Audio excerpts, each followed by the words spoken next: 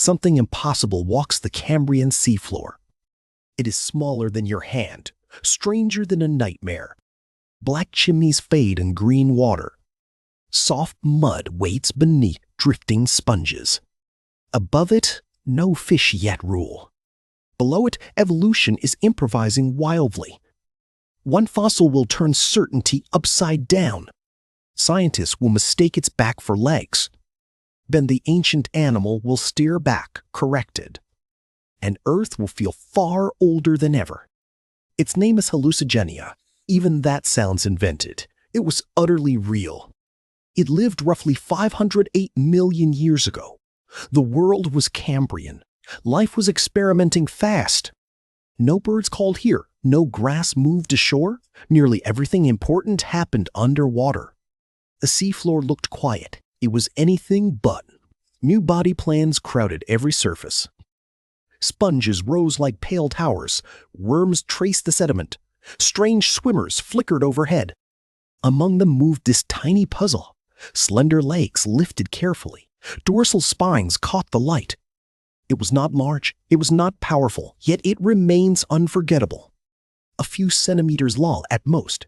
Still, its silhouette seems impossible, like biology dreaming out loud. That silhouette fooled experts for years. The first fossils were flattened, their details were treacherous. In stone, soft bodies lie. They smear and fold. Meaning conflict completely. When Hallucigenia was described, its story began backward, literally backward, almost upside down. Its spines were treated as legs. Its soft limbs seemed tentacles. The head looked missing. For a time, this reconstruction stood. An animal on stilts, a creature from no known lineage. That was the mystery. Was Hallucigenia real or distorted? Could life truly look like this? The answer came slowly. Better fossils appeared. Comparison began clearing the fog. Scientists re-examined each ridge. Each claw mattered. Each shadow in the rock mattered. Then the body turned over. The soft limbs became legs. The spines became armor. Suddenly it made sense. Not complete sense, never that. An evolutionary sense. Hallucigenia was still bizarre. Now it was believable. A real animal, not a mistake. It belonged among lobopodians. These were early soft-legged animals. They sit near velvet worms and arthropods. That matters more than it sounds. Hallucigenia preserves a transition. Evolution had not finished decorating bodies. Its world came before familiar rules. Heads, limbs, armor, mouths. Everything was still being tested. Look closely at its back. Those sharp cones were defenses, tiny spears along a ribbon body. Look below them, 7 or 8 pairs of legs, each ended in claws. Those claws were useful. They could grip surfaces. Stability mattered on soft seafloors. Scientists think Hallucigenia likely climbed over sponges. The evidence suggests browsing or anchoring. It was not built for speed. Its head stayed elusive. For decades, that was another problem. Where exactly was the front? Then newer analysis changed everything again. A tiny face emerged. So did a remarkable mouth. Around that mouth sat teeth. Inside the throat sat more. Small, hard structures survived. Those teeth may have helped suction beating. Scientists infer a pumping action. Food would not slip back. That discovery echoed widely. It linked Hallucigenia to molting animals. Deep ancestry hid in tiny teeth. Today, its relatives are distant. Velvet worms survive on land. Arthropods dominate almost everywhere. Yet this animal predates them all. Not their ancestor exactly, more like an early cousin. That is part of its power. Hallucigenia shows possibilities. It captures a world before refinement. Nature had not settled down. Forms branched wildly. Some would vanish completely. Hallucigenia endured in stone, not bloodlines, at least not directly. Its design was a side path. Still, side paths matter. Evolution explores through excess. Strange forms map the search. And this search was grand. The Cambrian Explosion was not instant, but innovation accelerated dramatically. Eyes sharpened, skeletons appeared, predators improved, prey answered with armor, burrowing, and caution. Hallucigenia lived inside that arms race. Small body, sharp back. Modesty wrapped in defenses. Imagine the seafloor around it, sediment lifted in clouds. Filter feeder swayed above. Every surface held risk. Every crevice held food. Survival depended on constant reading. Hallucigenia probably moved slowly. Its gait was deliberate. A stumble could expose soft tissue. Its legs were flexible, its back was not. That contrast made it distinctive. The spines likely discouraged attackers. They also made gripping difficult. One bite could become awkward. And awkward can save lives. Many defenses are simple. Make yourself annoying to swallow. Nearby, larger hunters patrolled. Some, like Anomalocaris, remain famous. Whether they targeted Hallucigenia, we cannot prove. But danger was real. Cambrian seas were no nursery. Innovation invited pursuit. So Hallucigenia kept its strange geometry, a narrow body, a fence of spikes. Perhaps it fed on organic particles, perhaps on sponge tissues. The fossils do not settle everything. That uncertainty is important. Could paleontology resist fantasy? The rocks speak, but never endlessly. Still, they say enough. Hallucigenia was not imaginary. Only our first reading was. Few fossils teach that lesson better. Ancient life can look absurd. Reality is under no obligation. Its very name remembers the confusion. Hallucigenia means something dreamlike. The misreading became immortal. Yet the corrected animal is stranger. It does not lose wonder. It gains coherence. Now picture it in motion, legs lifting one after another, spines rocking gently overhead. Tiny claws catch a sponge branch. The body flexes forward, sediment drifts below. No soundtrack, just currents. No audience, just hunger. 500 million years vanish. This is the gift of fossils. They're not merely remains. They reopen vanished moments. A slab of shale becomes weather. Compressed stains become behavior. Stone becomes time made visible. That transformation took patience. Quarry by quarry, specimen by specimen. The animal slowly returned. Burgess Shale was crucial. Its preservation is extraordinary. Soft bodies almost never fossilize so well. In 1909, Charles Walcott found the quarry. Mountain stones split open. An older ocean looked back. He collected thousands of fossils. Many defied easy categories. Their meanings ripened slowly. Soft tissues usually vanish. Here, fine mud likely buried bodies quickly. Extraordinary details survived. Some preservation details remained debated, but rapid sealing mattered. Without it, Hallucigenia is lost. That is why these rocks matter. They rescue the improbable. They widen history. Nearby lived other wonders. Opamia drifted past. Wiwaxia grazed armored and low. Morella paddled in numbers. Preopulid worms probed the sediment.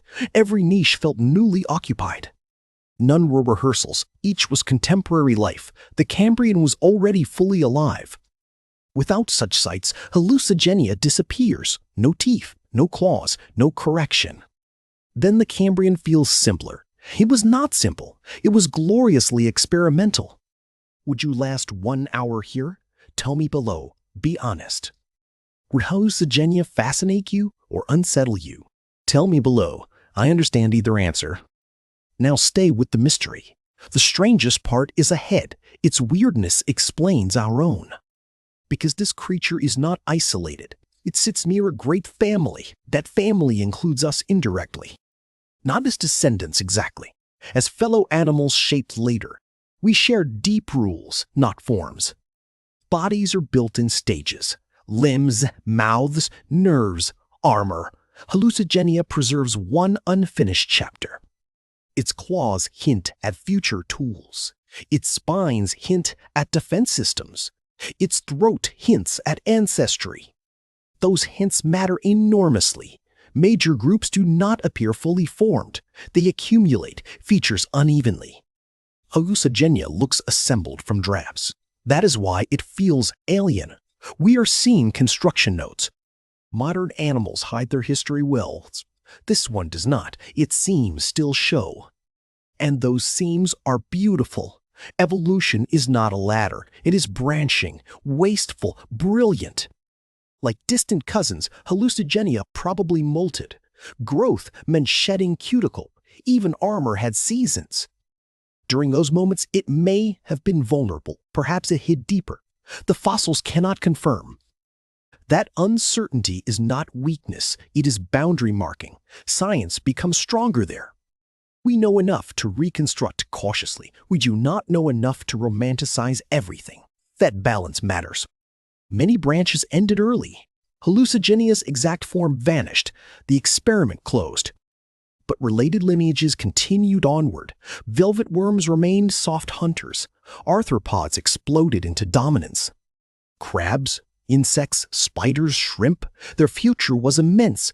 Hallucigenia stood near the threshold. That threshold matters today. Arthropods now outnumber vertebrates tremendously. One ancient neighborhood helped begin that story. So this tiny fossil scales up, from centimeters to continents, from one body to ecosystems. It also changes humility. Strange does not mean failed. Strange can mean early, or specialized, or simply different. Survival is context, not style. For years, people laughed at it. The reconstruction seemed ridiculous. Then, the joke turned on us. The fossil was never foolish. Our perspective was. Hallucigenia waited patiently. That reversal feels poetic. Deep time keeps correcting confidence. It has had practice. What else did this animal sense? Likely little by our standards. Enough for mud, touch, and chemistry. Did it see clearly? Evidence is limited. Its world may have been mostly contact and current. That makes its success fascinating. Complexity does not always mean intelligence. Sometimes it means design. A narrow body slips between structures. Spines discourage mouths. Claws hold fast. Set on your palm, it would seem delicate. Magnify it house-sized and it turns uncanny. Strangeness changes with scale. Tiny bodies feel curious, larger ones feel mythic. Its outline is unforgettable. Spears above, stilts below, then correction flips the entire animal. We prefer stable categories.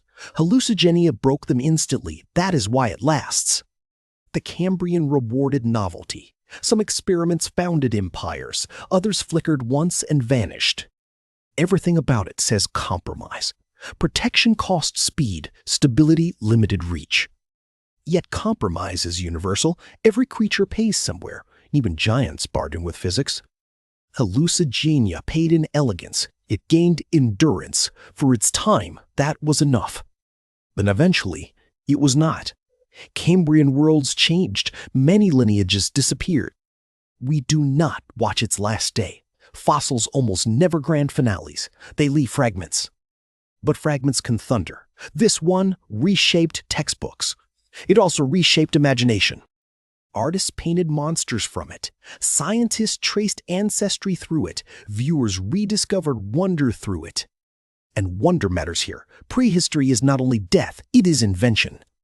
Before forests, before dinosaurs, before mammals, this small animal already stretched possibility. That may be its greatest strangeness. It arrived so early. It feels so modernly surreal. If any creature deserves this title, Hallucigenia is a strong contender. Few fossils are stranger. Not biggest, not fiercest, just astonishingly unlike expectation. And perhaps that is deeper. Earth did not build life for our comfort, it built freely. We arrived very late. The experiments were already ancient. Entire worlds preceded our first footsteps. Their inhabitants were not rehearsals. They were complete lives, brief, real, and beautifully adapted. Hallucigenia crossed its seafloor long before humans named oceans. Still, its outline reaches us. It reminds us how thin normal is. Familiarity came late. Strangeness came first. Somewhere beneath Canadian stone, that lesson waited. 500 million years passed. Then we finally listened. So when you picture ancient life, leave room for surprise. The past is wilder than memory. Would you brave the Cambrian Sea? Tell me below. I want to know. Subscribe and ring the bell. More journeys into the lost worlds before us are coming. Before us came impossible animals. After them came everything else. We are the aftermath of wonder,